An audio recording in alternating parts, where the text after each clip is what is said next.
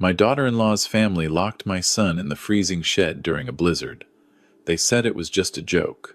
When I found him barely breathing, hypothermic, they laughed and told me to stop being dramatic. They drove away in their fancy SUV while I waited for the ambulance, but they didn't know my younger brother. As the paramedics loaded my son into the ambulance, I made one phone call. Just one.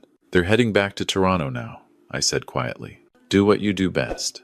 Before we continue, if you enjoy stories like this, please subscribe to Velvet Vengeance and like this video. Write in the comments what province you're watching from.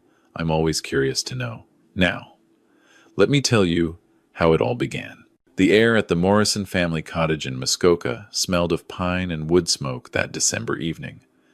To everyone else, it probably seemed like the perfect winter getaway. But I've learned to read the air differently over my 67 years. Beneath the pleasant scent of the fireplace, I caught something else, something bitter, something dangerous.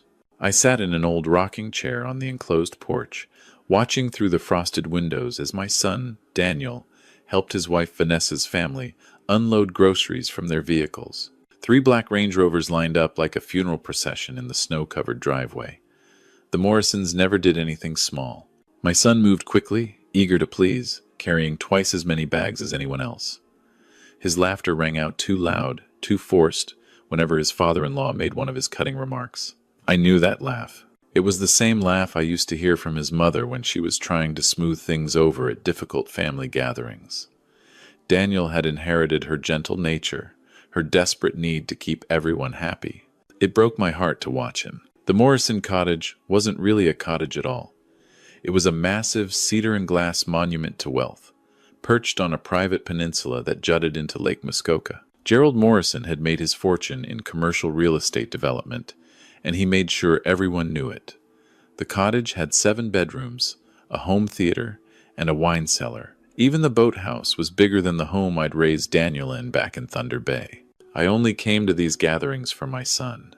Every holiday, he would call me with that hopeful voice. "Dad, please come. Vanessa's family really wants to get to know you better. It would mean so much to me." What he meant was that he needed an ally, someone in his corner, someone who saw what was really happening behind the polished smiles and expensive wine. Gerald Morrison was holding court in the great room when I came inside. He was a big man, not tall but wide, with the kind of presence that filled a room and left no air for anyone else. His son, Bradley, stood beside him like a loyal lieutenant. They shared the same cold eyes, the same way of looking at people as if calculating their net worth. "Harold," Gerald's voice boomed across the room, "come join us for a drink. We're having the good scotch tonight." I walked over slowly. My bad knee always acted up in the cold weather. "Thank you, Gerald." "Don't mind if I do. Danny boy here was just telling us about his little promotion," Gerald continued, swirling the amber liquid in his crystal glass. "Assistant manager at the hardware store. Isn't that something?"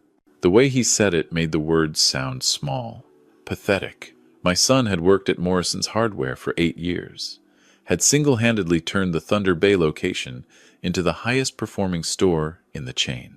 But to Gerald, he would always be Danny boy, the working-class kid who had somehow convinced Vanessa to marry him. "Daniel's done excellent work," I said, keeping my voice steady. "That store's profits have doubled since he took over operations." Gerald waved his hand dismissively. "Numbers on a spreadsheet. Anyone can move numbers around. Real business is about vision, about taking risks." He looked at Daniel with something like pity. "Maybe someday you'll understand that, Danny." My son just nodded and smiled, but I saw his jaw tighten. I saw the way his hand trembled slightly as he lifted his drink. Vanessa appeared at Daniel's side, slipping her arm through his. For a moment, I thought she might defend him. Instead, she said, "Daddy's right, honey. You should think bigger. Maybe Bradley could mentor you." Bradley smirked. He was 34, same as Daniel, but the resemblance ended there. Where my son had earned everything through hard work and determination, Bradley had coasted through life on his father's money. He'd never held a real job, never faced a genuine challenge. His greatest accomplishment was marrying a woman whose family was even wealthier than his own. "Sure," Bradley said. I could teach you a few things about how business really works. If you can keep up. The laughter that followed was sharp, exclusive. I wasn't part of it, and neither was Daniel. That night, after everyone had gone to bed, I found my son sitting alone on the back deck, wrapped in a heavy coat, staring out at the frozen lake. The temperature had dropped to -20, and I could see his breath forming clouds in the moonlight. "You should come inside," I said, settling into the chair beside him. "You'll catch your death out here." Daniel didn't move. "Remember when I was a kid, and we used to go ice fishing on Lake Nipigon? Of course. You hated putting the worms on the hook." He laughed, but it was hollow. "Those were good times, simple times." "Daniel," I put my hand on his arm, "you don't have to stay with these people. You don't owe them anything. She's my wife, Dad, and you're my son. I see how they treat you. It's not right." He turned to look at me, and in the moonlight, I saw tears glistening in his eyes. She wasn't always like this. When we first met, when we were at university, she was different. She was kind. She believed in me. People change when money's involved. "She's pregnant, Dad." The words hit me like a physical blow. I sat back in my chair, momentarily speechless. 3 months along, Daniel continued. "We were going to announce it tomorrow at the family dinner." I thought maybe this would change things. Maybe having a grandchild would make Gerald see me differently. I wanted to tell him that Gerald Morrison would never see him as anything but an inconvenience, that the baby would just become another pawn in their endless power games. But I couldn't. Not then. Not with that fragile hope still shining in my son's eyes. "Congratulations," I said instead. "I'm going to be a grandfather." He smiled, and for just a moment, he looked like the boy I remembered.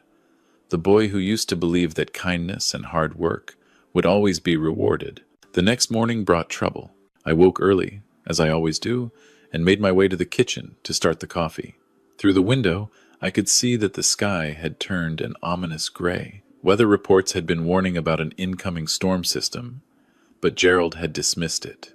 "We have generators," he'd said, "and enough supplies for a month. What's a little snow?" I found Daniel in the kitchen before me, looking at his phone with a worried expression. "Environment Canada just issued a severe blizzard warning," he said. "They're saying we could get over 60 centimeters by tonight.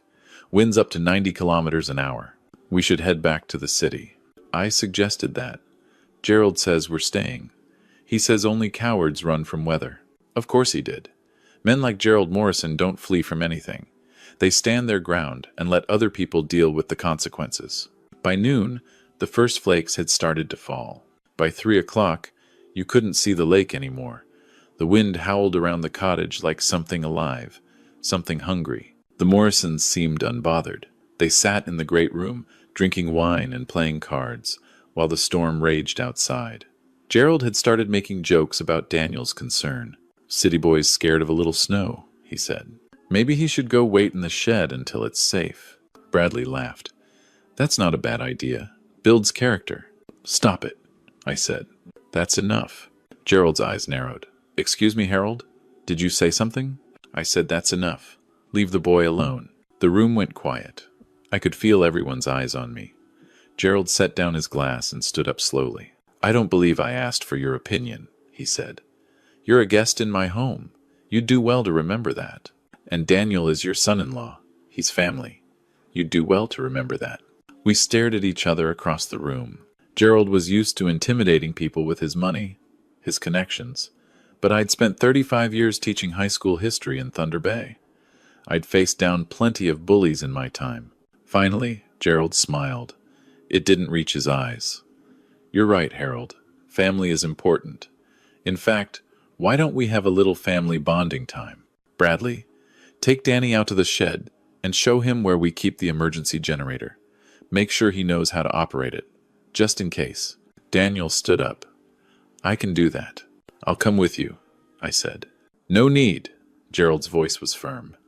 "Bradley will take care of it. You and I can have a nice chat about family values." I didn't like it. Something felt wrong. But Daniel was already pulling on his coat, following Bradley out the back door into the blinding white chaos of the storm. 20 minutes passed. 30. Gerald kept me occupied with meaningless conversation, refilling my drink, asking about my retirement plans. But I kept glancing at the door. "They're taking too long," I finally said. "Relax. They're probably having a good time out there. Male bonding. 45 minutes. An hour." I stood up. "I'm going to check on them." "Sit down, Harold. I'm going to check on my son." I pushed through the back door and was immediately hit by a wall of wind and snow. The cold was shocking, even through my heavy coat. I could barely see 3 feet in front of me, but I knew the general direction of the shed, and I started walking. It took me 10 minutes to find it. The shed was a substantial structure, built to house the backup generator, tools, and outdoor equipment. When I reached the door, I found it locked. From the outside, a heavy padlock had been placed through the hasp, the kind of padlock that wasn't there yesterday. I pounded on the door. "Daniel! Daniel! Can you hear me?" A faint voice came from inside, weak, trembling. "Dad? Dad, I'm in here. They locked me in. It's so cold." I pulled at the lock with all my strength, but it wouldn't budge. The shed wasn't heated. In this weather, with temperatures plunging below -30 with the wind chill, hypothermia could set in within an hour. "Hold on, son. I'm going to get you out." I stumbled back toward the cottage, fighting the wind every step. When I burst through the door, covered in snow, Gerald and Bradley were sitting calmly by the fire. Vanessa was there too, a strange, blank expression on her face. "Where's the key?" I demanded. Gerald raised an eyebrow. "Key to what?" "Don't play games with me. My son is locked in that shed. He's freezing. Give me the key." Bradley laughed. "It's just a joke, old man. He'll be fine. A little cold builds character. He could die out there." "Drama queen," Gerald said. "Just like his father. We'll let him out in a bit. Let him cool off. Literally." I looked at Vanessa. "Your husband is in danger. Doesn't that mean anything to you?" She wouldn't meet my eyes. "Daddy knows what he's doing." I understood then. I understood everything. This wasn't a spontaneous prank. This was planned, calculated. They wanted to break my son, to remind him of his place. The pregnancy must have threatened them somehow. Maybe they were afraid Daniel would assert himself as the father of their grandchild. Maybe they just couldn't stand the thought of someone they considered beneath them being connected to their family forever. I pulled out my phone. No signal. The storm had knocked out the cell towers. "The landline," I said. "Where's the landline?" Gerald's smile widened. "Disconnected it yesterday. Didn't want any interruptions during our family time." I didn't waste any more words. I went to the garage, found a pair of bolt cutters, and fought my way back through the storm to the shed. When I finally got the door open, I found Daniel curled in a corner, barely conscious. His lips were blue. His breathing was shallow. I pulled off my coat and wrapped it around him, then half carried, half dragged him back to the cottage. The Morrisons watched in silence as I laid him on the couch by the fire. Only when I pulled out my satellite phone, the one I always carry when I travel to remote areas, did Gerald's expression change. 911. I need an ambulance. Life-threatening hypothermia. The emergency dispatcher told me it would be difficult to get anyone through the storm, but they would try. They told me to keep him warm, to monitor his breathing, to watch for signs of cardiac distress. I did everything they said. For 3 hours, I sat with my son, while the people who had tried to kill him watched from across the room. The ambulance finally arrived at midnight. The paramedics had to use snowmobiles for the last kilometer. They worked on Daniel for 20 minutes before loading him onto a stretcher. "He's going to make it," one of them told me. "You found him just in time. Another hour and we'd be telling a different story." As they carried him out, I heard Bradley mutter to his father, "This is ridiculous. It was just a prank." I stopped. I turned. I looked at Gerald Morrison, at his smug face, at the complete absence of remorse in his eyes. Then I pulled out my phone and made a call. "Robert," I said quietly, stepping away from the group. "It's Harold." Silence on the other end. Then my brother's voice, rough from sleep. "Harry, do you know what time it is?" "They tried to kill Daniel. The Morrisons. They locked him in a shed during a blizzard, left him to freeze." More silence. I could hear Robert breathing, could almost hear his mind working. "Where are they now?" heading back to Toronto. Once the road's clear. I understand. Do what you do best. I hung up and climbed into the ambulance with my son. The drive to the hospital in Huntsville took over 2 hours in the storm conditions.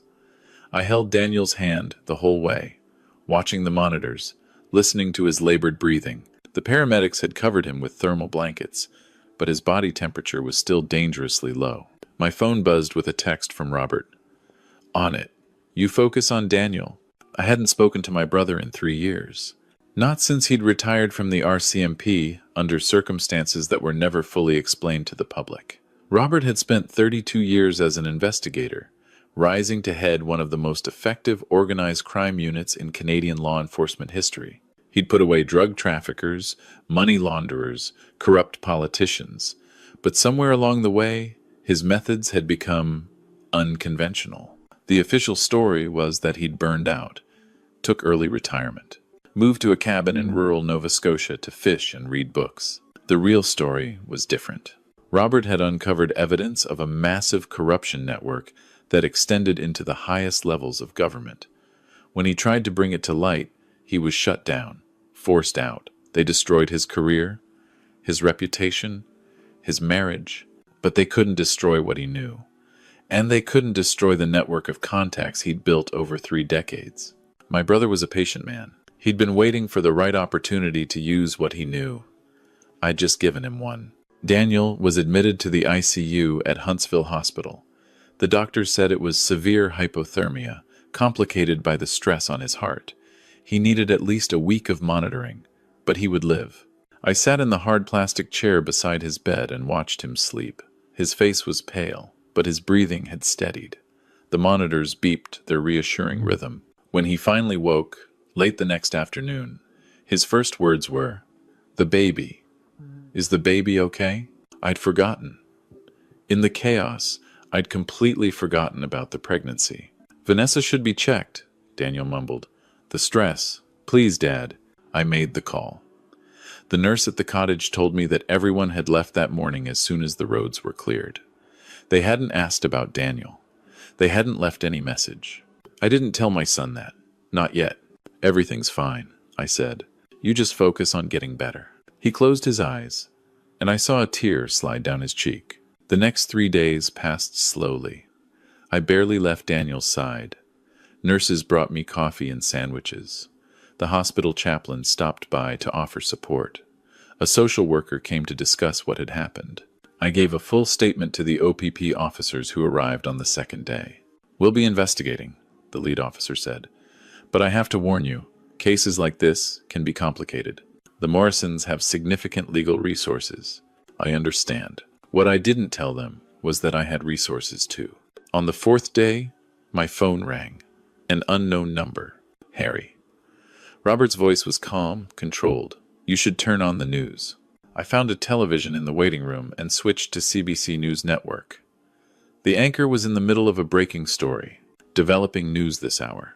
Toronto real estate magnate Gerald Morrison and his son, Bradley Morrison, have been arrested in connection with allegations of fraud, money laundering, and obstruction of justice. Sources say the investigation stems from financial irregularities in Morrison Development Corporation dating back over 15 years. I sat down heavily in one of the plastic chairs. Gerald Morrison built his real estate empire in the late 1992s and early 2000s, the anchor continued. But questions have long surrounded the source of his initial capital and his connections to several offshore investment funds. Tonight, those questions may finally have answers. The screen showed footage of Gerald being led out of his Toronto mansion in handcuffs. His face was a mask of fury and disbelief. Behind him, Bradley was being escorted to a separate vehicle, looking like a frightened child. My phone buzzed. A text from Robert. "That's just the beginning. Call me when you can talk privately." I found a quiet corner of the hospital and called my brother. "How did you do this so quickly?" I asked. Robert laughed. It was a sound I hadn't heard in years. "I didn't do anything, Harry. I just made a few phone calls, reminded some people of information they'd rather stayed buried, pointed some journalists in the right direction." "What did you find?" Gerald Morrison didn't build his fortune through hard work and vision. He built it by laundering money for some very unpleasant people.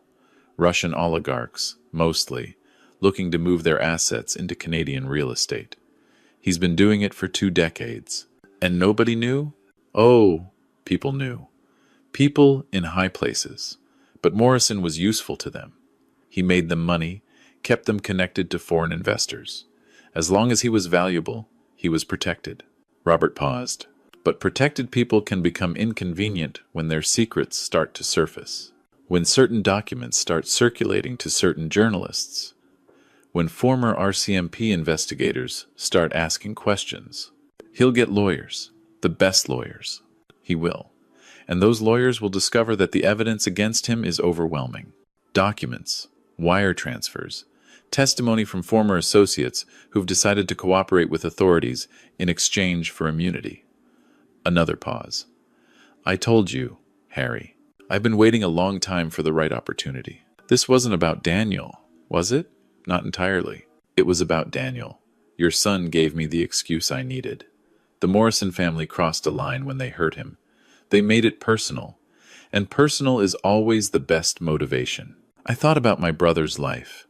The years he'd spent fighting corruption, only to be crushed by the very system he'd sworn to serve. The isolation, the bitterness, the endless waiting. Thank you, Robert. Don't thank me yet. There's more coming. The next week brought revelation after revelation. Each day, new details emerged about the Morrison empire. Journalists who'd been investigating Gerald for years suddenly found their sources willing to talk. Financial records that had been sealed were mysteriously leaked. Former employees came forward with stories of intimidation, harassment, and fraud. Bradley Morrison, it turned out, wasn't just riding on his father's coattails. He'd been actively involved in the money laundering operation, using his party lifestyle as cover for meetings with foreign investors. Several women came forward with allegations of assault that had been buried through payoffs and legal threats. Vanessa Morrison filed for divorce within days of her father's arrest, not out of solidarity with Daniel, but to protect her own assets. The divorce papers, which somehow became public, revealed the extent of the family's contempt for my son. Internal emails showed they had been planning to push Daniel out of the family business entirely, to minimize his role in their grandchild's life, to eventually replace him with someone more suitable. One email from Gerald to Vanessa was particularly devastating. The problem with your husband is that he doesn't understand his place. He needs to be reminded that he exists at our pleasure. The shed incident should help with that. The shed incident. They had planned it in advance. Daniel was released from the hospital on the 7th day. I drove him back to Thunder Bay, to my small house on the edge of town. He didn't speak much during the trip, just stared out the window at the snow-covered landscape rolling by. When we pulled into my driveway, he finally said, "I saw the emails, Dad. I know. She never loved me. None of them did. I'm sorry, son." He turned to look at me. "Did you do this? The investigation? The arrests?" I thought carefully before answering. "I made a phone call to Uncle Robert." "What did you tell him?" "I told him what they did to you, and I told him to do what he does best." Daniel was quiet for a long moment. Then he nodded slowly. "Good." We went inside. I made tea and built a fire in the old wood stove.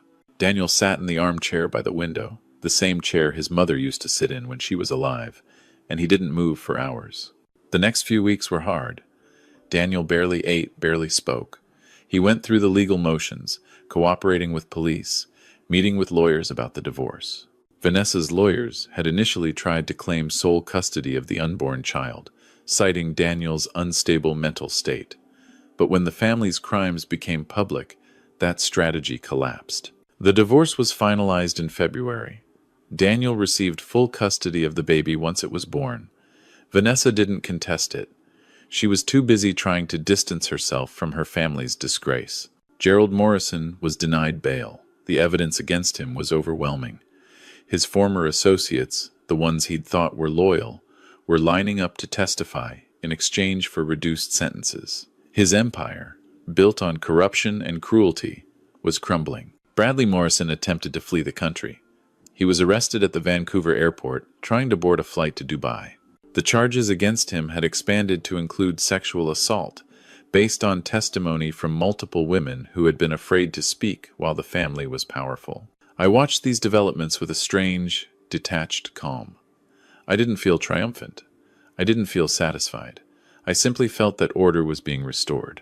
That justice, delayed for so many years, was finally being served. One afternoon in March, I was organizing my garage when I heard a car pull into the driveway. It was Daniel. He got out slowly, carefully. Vanessa had given birth 2 weeks earlier, and Daniel had been in Toronto for the custody transfer. In his arms was a small bundle wrapped in a yellow blanket. "Dad," he said, "I'd like you to meet your granddaughter, Emma." I walked over and looked down at the tiny face. She had Daniel's eyes, kind eyes, gentle eyes. "Hello, Emma," I said softly. "Welcome to the family." We went inside. Daniel put Emma in the old bassinet that had once held him, the same bassinet my wife and I had used when he was born. I made tea while Daniel sat by the fire, watching his daughter sleep. "I've been thinking," Daniel said finally, "about what happened, about all of it. And I'm not angry at you, Dad, for calling Uncle Robert, for everything that happened to the Morrisons. I didn't know it would go this far," I admitted. "I just wanted them to face consequences. They deserved it, all of it. They would have killed me that night, left me to freeze because they thought it was funny, because they wanted to remind me of my place." He paused. "But that's not what I've been thinking about." "What then?" "I've been thinking about why I stayed so long, why I let them treat me that way, why I kept trying to earn their approval when it was never going to come. I waited. I think I was afraid," Daniel continued. "Afraid that if I stood up for myself, I'd lose everything. Vanessa, the job, the family. I thought I needed them." He looked at me, but I didn't. I just needed to remember who I was, where I came from. "You came from Thunder Bay," I said. "From a family that didn't have much money but had plenty of love. From a mother who taught you to be kind, and a father who taught you to work hard." I forgot that. Somewhere along the way, I forgot. It's easy to forget when people are constantly telling you that you're not good enough. Daniel stood and walked to the window. The spring sun was starting to melt the snow, and I could hear water dripping from the eaves. "I want to come back," he said. "Back to Thunder Bay. Back to the store, if they'll have me. I want Emma to grow up here, where I grew up. I want her to know her grandfather. The store would be lucky to have you back. And so would I." He turned to look at me. "What about Uncle Robert? Will he be okay? Your uncle has been taking care of himself for a long time. The people he exposed, they're too busy trying to save themselves to worry about him. The news said the investigation is expanding, that there might be charges against government officials. Your uncle had a lot of information stored up, a lifetime's worth. The Morrisons just gave him the opportunity to use it. All because they locked me in a shed. All because they thought they could hurt someone I love without consequences." Emma stirred in her bassinet, making small noises. Daniel went to her immediately, lifting her with the practiced ease of a new father. He held her against his chest, swaying gently. "I'm going to be different," he said. "I'm going to teach her that she doesn't need anyone's approval, that she's enough, just as she is. That's all any of us can do. Love our children and hope they learn the right lessons." Daniel smiled. It was the first genuine smile I'd seen from him in months. "Thanks, Dad, for everything. I didn't do anything special. I just made a phone call. You saved my life. And then you made sure the people who tried to take it couldn't hurt anyone else ever again." I thought about Gerald Morrison, sitting in a cell, watching his empire collapse. I thought about Bradley, facing decades in prison. I thought about all the people they had hurt over the years, the lives they had destroyed, the crimes they had committed with impunity. And I thought about my brother Robert, alone in his cabin, finally seeing the work of 30 years come to fruition. "Justice isn't revenge," I said. "It's just setting things right." 6 months later, I stood on the shore of Lake Nipigon, holding my granddaughter in my arms. The water was calm, reflecting the golden light of a September evening. Daniel was setting up our fishing equipment nearby. "You know, Emma," I said softly, "your father used to hate fishing when he was young. Couldn't stand putting worms on the hooks. I heard that, Daniel called. And for the record, I still don't like the worm part. I laughed. Some things never change. We fished until the sun went down, not catching much, not caring. Emma slept peacefully in her carrier, oblivious to the water, the trees, the quiet conversation between her father and grandfather. On the drive home, Daniel asked, "Have you talked to Uncle Robert lately?" "Last week. He's doing well. Says the fishing in Nova Scotia isn't as good as Lake Nipigon, but he's managing. Is he ever going to come visit? Maybe. When things settle down completely. There are still a lot of trials pending." The Morrison case had expanded beyond anything any of us had anticipated. Gerald's cooperation with Russian money launderers had opened up connections to organized crime, corruption in provincial government, and financial fraud across multiple countries. The investigation was now being handled by joint Canadian-American task forces. Gerald Morrison would spend the rest of his life in prison. Bradley would be eligible for parole in 15 years. The family's assets had been seized, their name destroyed. Vanessa had tried to reach out to Daniel once, a few months after the divorce. She wanted to discuss co-parenting arrangements. Daniel had declined. The custody agreement was clear, and he had no interest in exposing Emma to someone who had stood by while her father nearly froze to death. "Do you think they ever think about that night?" Daniel asked. "About what they did? Probably, but not with remorse. Men like Gerald Morrison don't feel remorse. They only feel anger at being caught." "How do you know?" "Because I've seen it before. In students, in parents, in the petty tyrants who think their money or position puts them above consequences. They never learn. They only resent." We drove in silence for a while.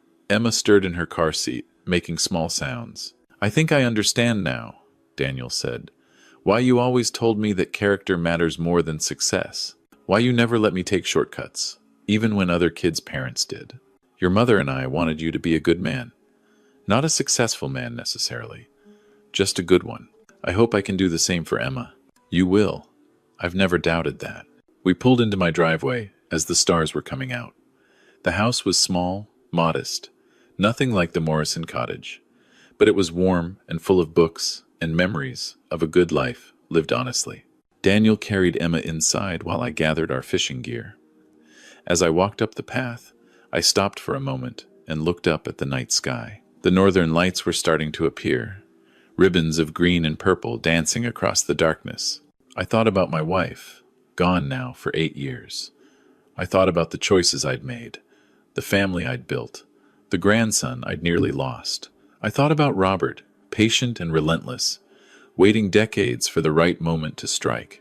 And I thought about Gerald Morrison, stripped of his power, his money, his freedom, finally facing the consequences of a lifetime of cruelty. I didn't feel triumphant.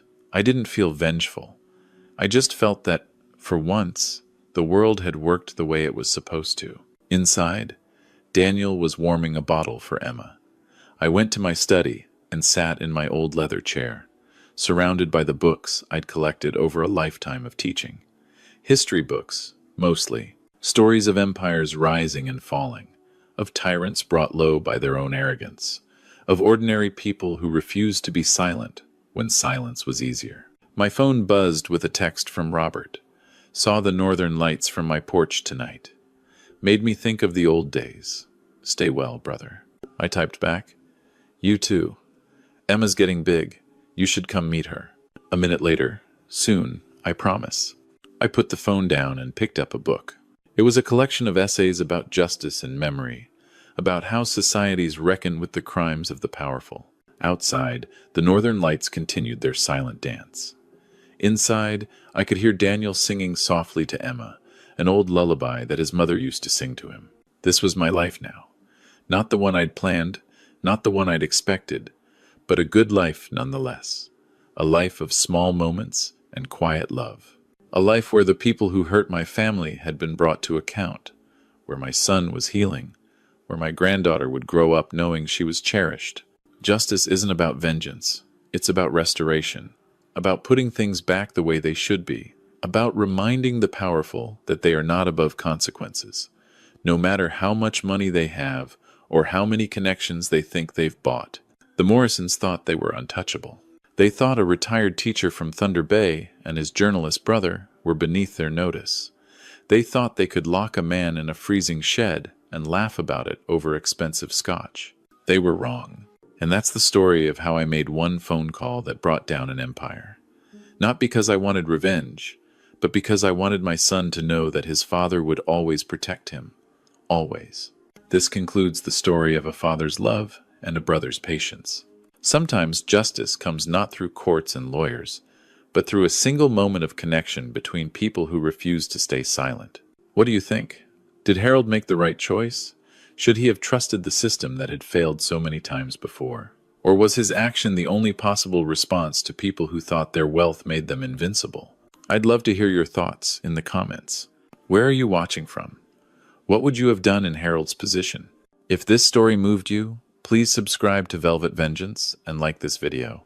Your support helps us continue creating stories about ordinary people who find extraordinary strength when their families are threatened. Until next time, stay warm and look out for each other. Because at the end of the day, family is all that truly matters.